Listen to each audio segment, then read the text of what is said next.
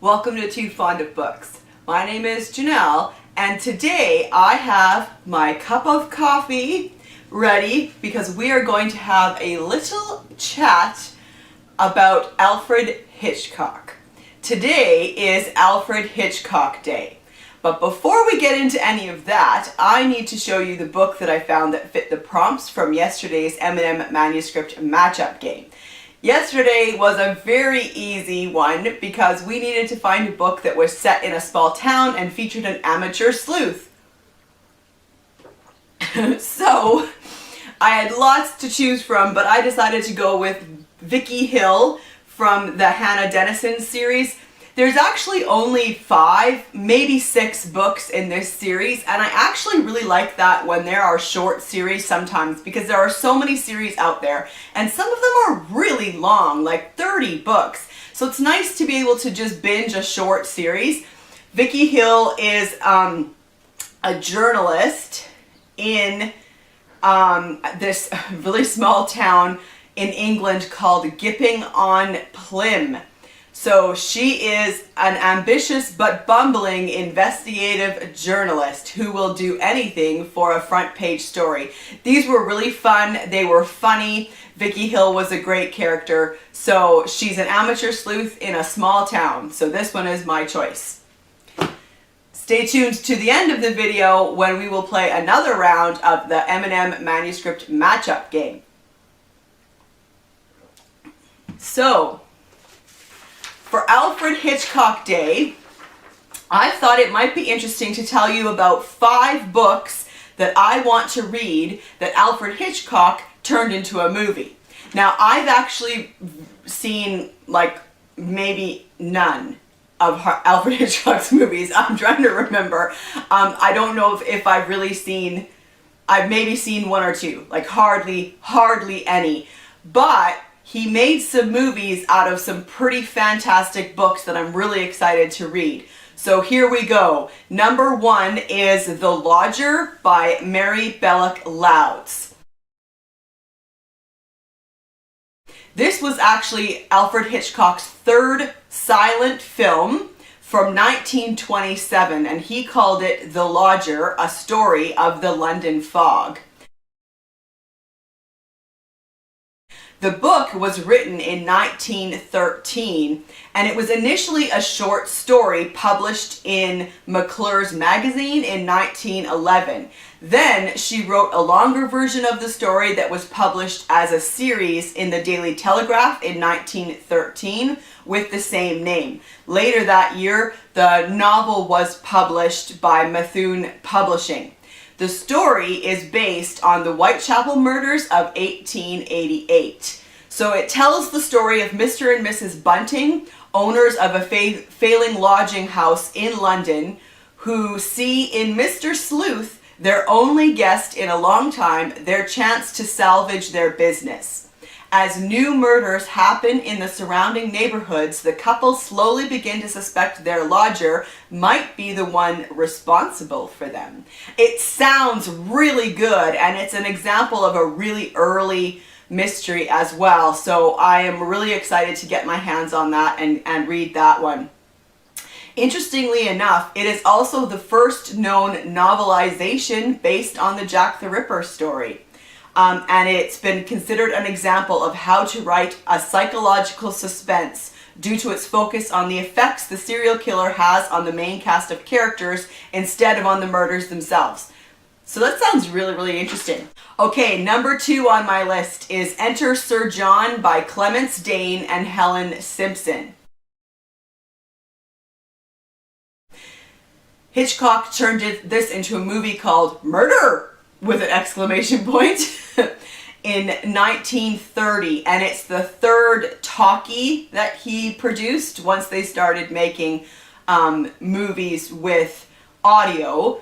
They called them talkies in the early days. It's the 3rd one that he ever made. It is based on the book Enter Sir John, published in 1928. Young actress Martella Baring is convicted of the murder of Edna Druce, the wife of the acting company's manager. The charming and clever Sir John Sammares, himself an actor and the manager of the acting company, attends the trial and becomes convinced of Martella's innocence. He enlists the help of his stage manager and the stage manager's wife. So yeah, that sounded intriguing. Third on the list is The Wheel Spins by Ethel Lena White. Alfred Hitchcock turned this into a movie called The Lady Vanishes from 1938. Now, I have not seen that movie, but I have seen a more recent movie based on this book, also called The Lady Vanishes, came out just a few years ago, which was pretty good, actually. The book was published in 1936, and it's about Iris Carr, who is returning home from a stay in Europe, and she meets a woman on the train called Miss Froy. Upon wakening from a nap, Iris discovers Miss Froy gone, and all the passengers deny ever meeting her. They deny all knowledge of a Miss Froy. So it just sounds really intriguing, you know, like, is it Iris who is having like some problems herself, and is she imagining things? What's actually going on the train? It sounds intriguing, and I would love to read that story. Number 4 on the list is Before the Fact by Frances Iles. This was published in 1932, and Alfred Hitchcock turned it into a movie called Suspicion in 1941.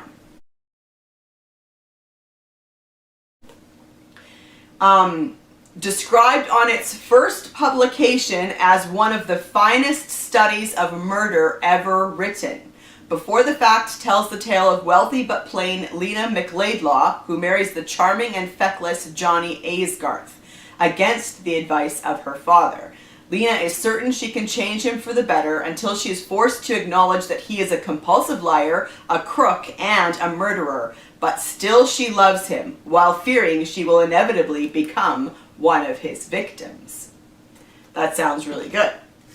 And then 5th on this list is Strangers on a Train by Patricia Highsmith. Alfred Hitchcock turned this into a movie of the same name in 1951. Patricia Highsmith wrote the book in 1950, and it is, I mean, a lot of people already know this story. It's very famous. 2 men whose lives become entangled after one of them proposes that they trade murders. So there you have it. There are 5 books that I want to read that Alfred Hitchcock turned into movies. So let's chat in the comment section down below. Do you love Alfred Hitchcock movies? If you do, which is your favorite? I would love to know that. And do any of these 5 books sound intriguing to you? Or do they sound like a book that you would like to read as well? I would love to know about that in the comment section as well. And before I say goodbye, it's time for another round of the M&M manuscript matchup game. So we'll give the bag of M&Ms a good shake.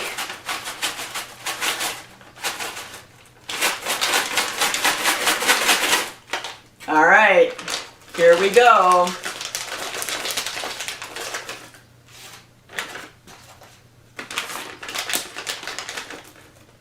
First color is blue, which gives us setting.